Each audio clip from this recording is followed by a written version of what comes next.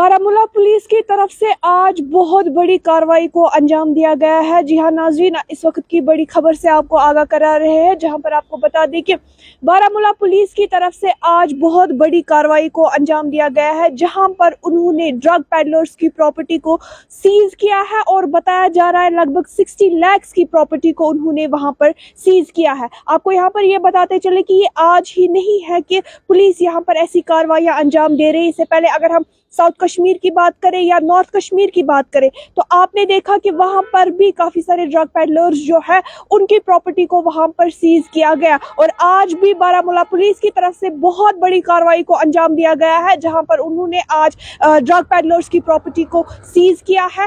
हालांकि पुलिस की तरफ से ये पहले ही वार्न किया जाता है, जो भी इन चीजों में मुलव्वस होंगे, चाहे स्मगलिंग में चाहे ड्रग्स में मुलव्वस होंगे, उनको बख्शा नहीं जाएगा। ना तो उनको बख्शा जाएगा, ना तो उनकी प्रॉपर्टीज को बख्शा जाएगा। आपको नाज़रीन यहाँ पर ये भी बता दें कि इन दोनों का नाम जो है वो मोहम्मद अयूब शाह और गुलाम मोहम्मद शाह बताया जा रहा है, जो कि सन ऑफ अब्दुल खालिक बताया जा रहा है। और ये रफियाबाद बारामूला के रहने वाले थे। इनका एक रेजिडेंशियल हाउस था, वहां पर शॉपिंग कॉम्प्लेक्स था और वॉशरूम वगैरह बताया जा रहा है, जिनको आज जम्मू कश्मीर पुलिस की तरफ से, और अगर हम बारामूला पुलिस की बात करें तो वहां पर इनको सीज किया गया। जो नाज़रीन अब हमारा लाइव ज्वाइन कर रहे हैं उनके लिए एक बार फिर से बता दें कि इस वक्त की बड़ी खबर जो है वो बारामूला से आ रही है, जहां पर ड्रग पैडलर्स की प्रॉपर्टी को सीज किया गया है। लगभग 60 लाख की प्रॉपर्टी को वहां पर सीज किया गया है, जिसमें एक रेजिडेंशियल हाउस आता है, एक डबल स्टोरी कॉम्प्लेक्स आता है और उसमें 2 वॉशरूम्स भी आते हैं, और उसको वहां पर